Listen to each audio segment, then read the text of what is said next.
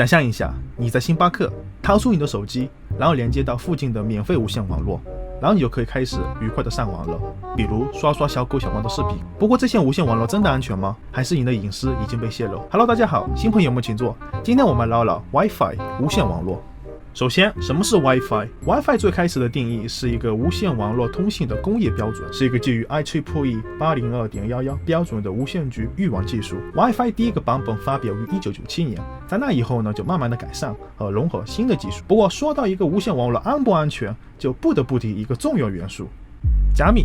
一个无线网络的安全等级取决于它们的加密方式。截至目前，共使用了3类加密技术 ：WEP、WPA， 然后 WPA 2代。不过，在详细了解它们之前，我们需要知道加密是什么。简单来说，加密是将信息转换为密码的技术过程，以使您发送、接收或存储的数据变得晦涩难懂。本质上，信息发送方先使用一种算法对数据进行加密，然后接收方使用解密密钥对数据进行解密。包含在未加密文件中的未加密信息称为明文，而加密信息称为密文。听起来很复杂，其实很好理解。给大家举个例子，比如说我小 K 想跟老王发条信息说有漂亮小姐姐树到，然后呢我也不想让别人知道，比如说老王的女朋友，我们可以把每个字母换成下一个字母，比如 A 变成 B，B 变成 C， 然后通过这个方式呢，我们就可以把我的明文转为密文。老王女朋友一看啊，我这也看不懂啊，所以这不省了一顿催榜了。老王一看信息，再把字母换回去，他就可以得到明文。一看信息，这还得了，然后就策马奔腾的跑去找小姐姐了。好，言归正传，这里的密钥 K 是1，因为我们把每个字母换成了下一个字母。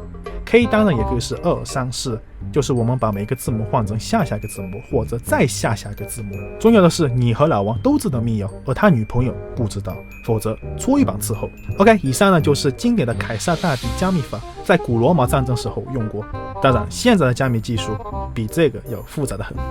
好，聊完凯撒密码后，我们来说说现代加密是怎么一回事。主要是分为2类型。分组密码跟流密码。简而言之，分组密码是将明文分为同等长度的区块，然后对于每一个区块我们都要进行加密处理。而流密码是一个更复杂的存在。具体来讲，我们把信息中的每一个字符跟密钥流的每一个字符进行预算，来获得密文。什么意思呢？我们来拆解一下这句话。首先，流密码也有个密钥，常见的是128位，但是加密和解密的时候却不是直接使用密钥，而是使用密码流 key string。从密钥获得密钥流的过程就是一个伪随机数生成的过程，把真随机数的密钥作为种子，去生成伪随机数作为密钥流。加密的时候需要用到密钥流的长度是和信息流的长度相等，密钥流中的每一位和相同位置信息流的一位进行运算，就能得到密文。前面提到过的 WEP 就是使用流密码，更具体的是使用 RC4， 是由美国密码学家罗纳德·李维斯特在1987年设计的，我们就叫他老罗吧。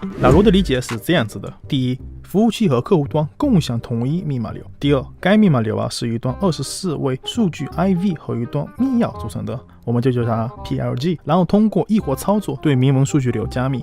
这里新型的观众肯定发现了猫腻。共享说好的隐私呢？果然过了没多久 ，WEP 很快发现大批漏洞，导致 WEP 加密的 WiFi 变得很好破解。所以呢，对老罗的设计，我们也只能用4个字来形容：整段垮掉。主要的根源在于以下2点：第一，就是我们刚刚说的服务器和客户端共享同一密流；第二点就是随机种子 IV。不难发现，它的最多组合情况是为2的24次方。当数据流足够大的时候，密码流必定多次重复，因此攻击者可以轻易暴力破解获得种子 IV， 最终得到明文。其实说白了，我们是希望在随机生成过程中必须产生更多的变量结果，越高越好，最好不带重复的。100万、1000万、几个亿的可能变量结果都是可以接受的。但是呢，我们的种子 IV 只有16位，所以全部组合的变量加起来也只有2的24次方。然而这个数字并不是很大。最终WEP 就是一个失败的例子。正所谓长江后浪推前浪，老罗的 WEP 设计也很快退出了舞台，被后面的 WPA 跟 WPA 2代代替了。老罗也是被拍死在了沙滩上。后面的 WPA 跟 WPA 2代也完美解决了以上问题，再加上使用更复杂的加密模式，比如 RS 之类的，也成就了现在的 WiFi 加密模式。好的，回到最初问题，我们如何看待免费无线网络？小 K 的建议是，如果可以不用，最好避免。接下来干货展示，我们来看看黑客是如何通过 DNS 漏洞入侵电脑的。为了方便理解，我们用模拟器来模拟一下整个过程。在这个咖啡厅里，我们能发现有3台电脑，分别是咖啡厅的电脑、小白的电脑和坐在角落里准备黑你的小黑。点击小黑的书包，我们能发现他带了一个 WiFi 路由器和一个网络嗅探器，他的目标是拦截用户流量。好，想象一下，我们现在是小白，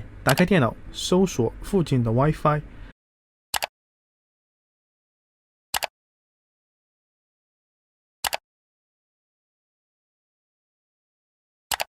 然后连接咖啡厅的 WiFi。接下来打开浏览器，输入 www.google.com， 然后我们就上了这个钓鱼网站，电脑也因此被黑了。所以这到底是怎么一回事呢？为了方便理解，我们需要快速科普一下什么是 DNS 服务器和它有什么作用。首先，我们得知道每一个网站都有一个唯一的 IP 地址。当我们输入 www.google.com 的时候，我们的浏览器会把我们转送到谷歌的主页。我们也能通过 IP 地址获得相同结果。利用 NS Lookup， 我们可以找到谷歌的 IP。这里我们能发现是 216.58.209.36。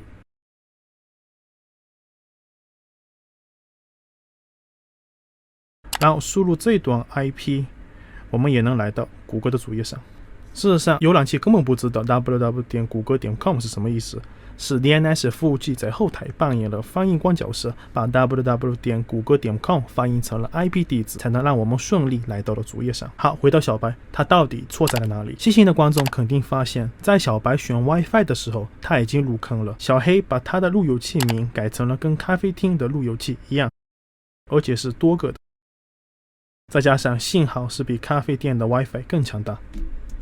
还有我们能发现，咖啡厅的 WiFi 是加上 VWPA 密码锁的，而黑客的 WiFi 是没加。所以一旦小白连上了小黑的 WiFi， 他已经上了贼船。打开网络设置，我们能发现咖啡厅的路由器 IP 是 192.168.0.5， 而点击小白的电脑，然后他连接上的路由器是 192.168.10.198， 根本不是同一个。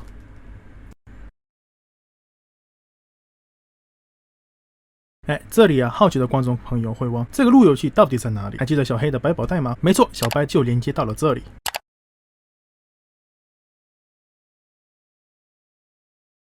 不过还有更糟糕的，我们来看一下小白的 DNS 服务器，就是它的翻译官是谁？是 192.168.10.199。那这个又是谁呢？不知道你们有没有觉得可疑？我们来点击一下它的 IP 地址是多少。